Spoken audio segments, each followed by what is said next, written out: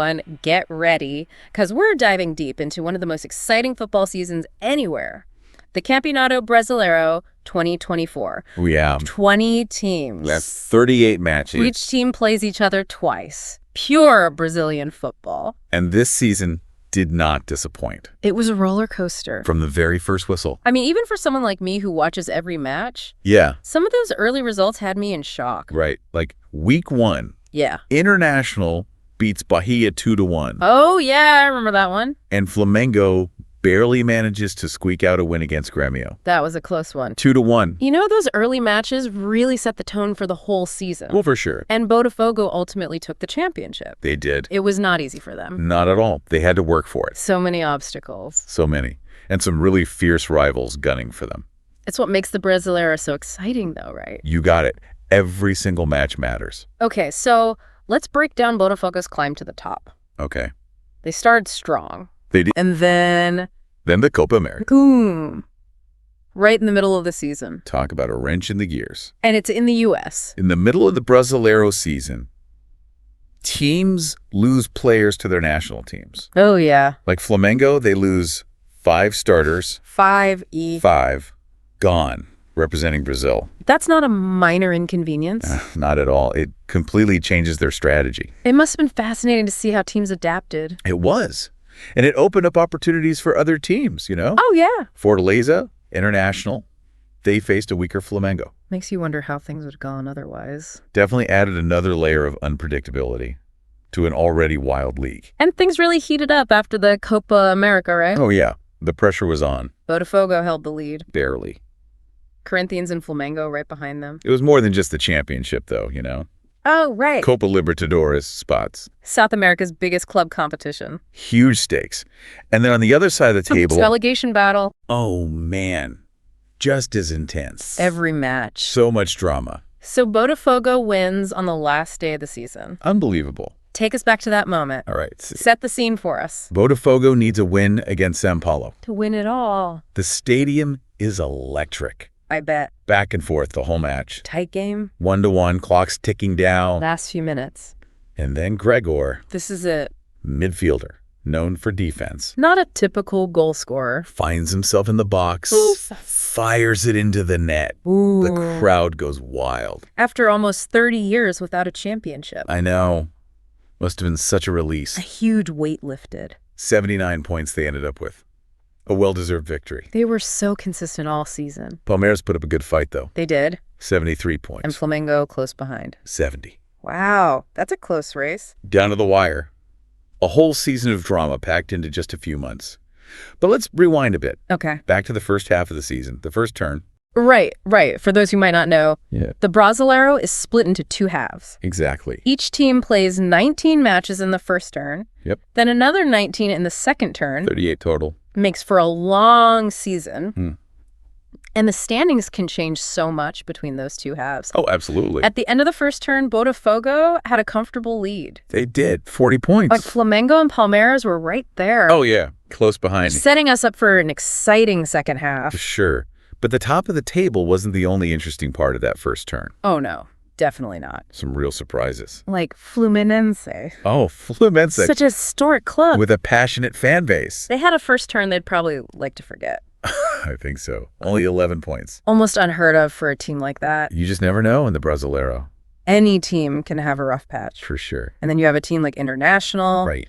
What a turnaround. 9th place after the first turn. Yeah. And then they just explode in the second turn. 40 points. Mm-hmm. Like a completely different team. Their coach, Roger Machado, Ooh, he was fantastic. really turned things around. It's amazing what a good coach can do. For sure, not just the tactics, but the mentality of the whole team. Totally. And thinking back on the second turn, were there any matches that really stand out to you? Like real turning points? Oh, there are a few for sure. Yeah. Well, how about International beating Botafogo 2-0 in round 32? Oh, yeah. That was huge. Really showed they were serious contenders. They dominated that match. Sent a message to the rest of the league. No doubt.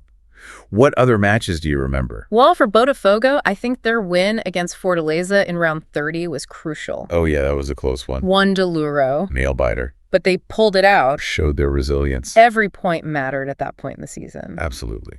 And of course, we can't forget about the Copa Libertadores spots. Oh, right. The battle for those was intense. The Libertadores, every South American club's dream. The chance to compete against the best of the best. So who ended up qualifying? Okay, so direct qualification went to Botafogo, Of course. Palmeiras, Flamengo, Fortaleza, International, and São Paulo, Wow, what a lineup. representing Brazil on the continental stage. That's awesome. And then you have Corinthians and Bahia. Oh, right, they made it too. They secured their spots in the pre-Libertadores. The qualifying round. Exactly. So 8 Brazilian teams going for the Libertadores. That's fantastic. Yeah, It really shows how strong Brazilian football is. absolutely. And while all that was happening at the top, Right. we can't forget about the other end of the table. The relegation battle. Oh, man, that's always a tough one to watch. Every point is so precious. Even big clubs can find themselves fighting to stay up. This year it was Juventude and Fluminense. Yikes, that must have been stressful. Imagine the pressure on those players. And the fans. As the season came to a close, Must have been a roller coaster of emotions. they both managed to stay up, though. They did. No. Just barely. A testament to their fighting spirit. It wasn't just about what happened on the pitch, though. That's true. What about the wider football world? How did they react to the Campeonato Brasileiro this year? Well, the Latin American media were very positive overall. Oh, good. They were really impressed with the quality of play, I can imagine. the tactical innovations. And the intensity. Oh, yeah, they love that. Botafogo and Palmeiras got a lot of praise Oh, makes sense. for their consistency and tactical discipline. And what about the young talent? There were some breakout stars this season. Oh, absolutely. The Brasileiro is known for developing amazing young players. It's like a breeding ground for future stars. Exactly. And this season was no different. A lot of young players made a name for themselves. With their skill and their flair. It's exciting to think about what they could achieve in the future. It's a reminder that Brazilian football is always evolving. Always. But while there was a lot to celebrate, the media also pointed out some of the challenges facing Brazilian football. Oh, right. What were some of the concerns they raised? Well, there were discussions about the financial stability of some clubs Yeah, that's an ongoing issue. and the infrastructure of some stadiums. You need continued investment. Exactly. And, of course, the importance of investing in youth development. It's a complex situation. It is. But it's important to acknowledge these challenges, For sure. even while we celebrate the passion and the excitement of the game. It's a reminder that there's a lot of hard work and dedication behind the scenes. Absolutely. And we should appreciate that. Before we wrap up our deep dive on the Campeonato Brasileiro, Yeah. I want to hear from you, the listener. We want to know what you think. What were your favorite moments from this incredible season? Did Gregor's last-minute goal give you chills? Were there any upsets that left you speechless? Which matches had you on the edge of your seat? What players impressed you the most? We want to know what stood out to you. Because football is more than just the results. It's about the shared experience, the emotions, the conversations it creates. So keep those conversations going, even though the season is over. The story of Brazilian football continues. There are new stars waiting to be discovered, new rivalries ready to explode, and a whole new season of drama and excitement just around the corner. I know. The anticipation is already building. Oh yeah, for sure. I can't wait to see which teams step up Who makes their mark? and what surprises this crazy league throws at us. It's that unpredictability, Right. that anything can happen feeling. That's Yeah. what keeps us coming back for more. Every single time.